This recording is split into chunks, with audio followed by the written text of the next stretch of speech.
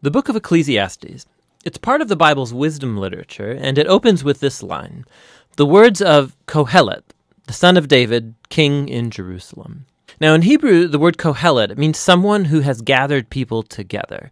And in this case, it's to learn, so it's often translated in English as teacher. And the teacher is said to be a son or a descendant of King David. And so there are different views about who this figure might have been. Many think that it refers to King Solomon, others to maybe one of the later kings of David's line, and still others think that it's actually a later Israelite teacher who has adopted a Solomon-like persona as a teaching aid. Whichever of these views is correct, the key thing is to recognize that the teacher is a character in the book and is different than the author of the book, who remains anonymous. So we do hear the teacher's voice for most of the book, but it's actually a different voice, the author, who introduces us to the teacher in the first sentence and then at the end concludes the book by summarizing and evaluating everything the teacher just said. So the author is someone who wants us to hear all that the teacher has to say and then help us process it and form our own conclusion. So what does the teacher have to say? Well, the author summarizes the teacher's basic message at the beginning and right at the end, and it's Hevel, Hevel. Everything is utterly Hevel. Now, most English Bibles translate this word Hevel as meaningless, but that doesn't quite capture the heart of the idea. In Hebrew, Hevel literally means vapor or smoke, and the teacher uses this word 38 times in the book as a metaphor to describe how life is, first of all, temporary or fleeting, like a wisp of smoke. But secondly, also how life is an enigma or a paradox. Like smoke, it appears solid, but when you try and grab onto it, there's nothing there. So there's so much beauty or goodness in the world, but just when you're enjoying it, tragedy strikes and it all seems to blow away. Or we all have a strong sense of justice, but all the time bad things happen to good people. So life is constantly, it's unpredictable, it's unstable, or in the teacher's words, like chasing after the wind. Hevel. Now that's kind of a downer. So why is he saying all of this?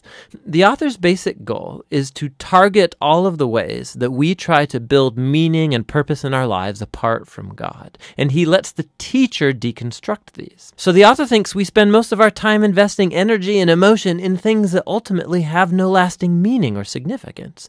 And he lets the teacher give us a hard lesson in reality. You can see this most clearly in the opening and closing poems, which focus first of all on time and then on death. So the teacher says, you can spend your whole life working and achieving because you think that makes your life meaningful. You should really stop and consider the march of time. For all of the human effort that takes place in the world, nothing really ever changes. So sure, we develop technology and we build nations that rise and fall, but go climb a mountain and see if it cares. It was there long before any of us, and it will be here long after. I mean, no one's even going to remember you or anything you did 100 years from now, but that mountain, it'll still be there. And the ocean will still be breaking on the beach, and the sun will still rise and set. And so time will eventually erase you and me and everything that we care about.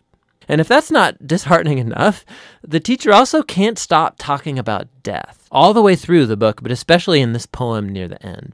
He says, death is the great equalizer, and it renders meaningless most of our daily activities. It devours the wise and the fool, the rich and the poor, no matter who you are, what you've done, good or bad, we're all going to die, and it's inescapable.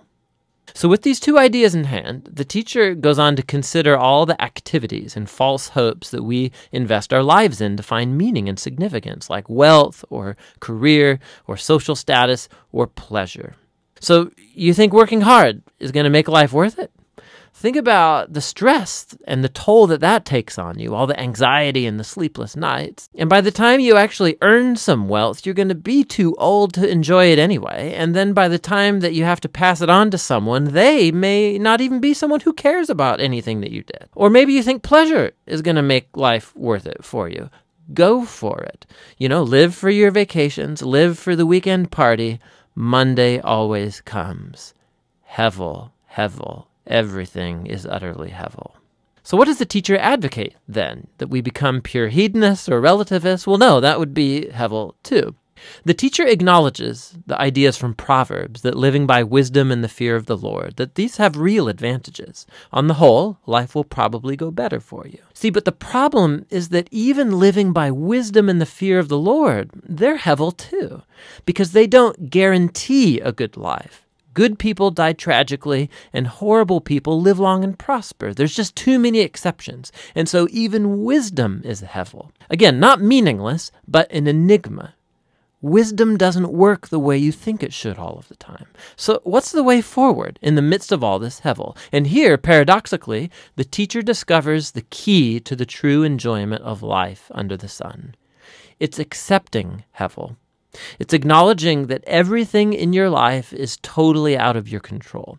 About 6 different times at some of the bleakest moments in his monologue, the teacher talks about the gift of God, which is the enjoyment of simple, good things in life, like friendship or family, a good meal, or a sunny day. You can't control these things. You're certainly not guaranteed them, but that's their beauty. When I come to adopt a posture of total trust in God, it frees me to simply enjoy my life as I actually experience it, not as I think it ought to be, because even my expectations about what life ought to be are ultimately hevel. Hevel. Everything under the sun is utterly hevel. And so the teacher's words come to a close. Right here at the end, the author speaks up again, and he brings it all to a conclusion. He says, the teacher's words are very important for us to hear. He likens them to a shepherd's staff with a goad, a pointy end, which might hurt when it pokes you, but he says the teacher is trying to poke you to get you to move in the right direction towards greater wisdom. The author then warns us that you can actually take the teacher's words too far, and you could spend your whole life buried in books trying to answer life's existential puzzles. Don't try, he says. You'll never get there. And so instead, the author offers his own conclusion, and it's this: fear God and keep his commandments. This is the whole duty of humans, for God will bring every deed into judgment, every hidden thing, whether good or evil. And so the author thinks it's good to let the teacher challenge your false hopes and remind you that time and death make most of life completely out of your control. But what gives life true meaning is the hope of God's judgment. The hope that one day God will clear away all of the hevel and bring true justice to our world. And it's that hope that should fuel a life of honesty and integrity before God, despite the fact that I remain puzzled by most of life's mysteries. And that's the wisdom of the book of Ecclesiastes.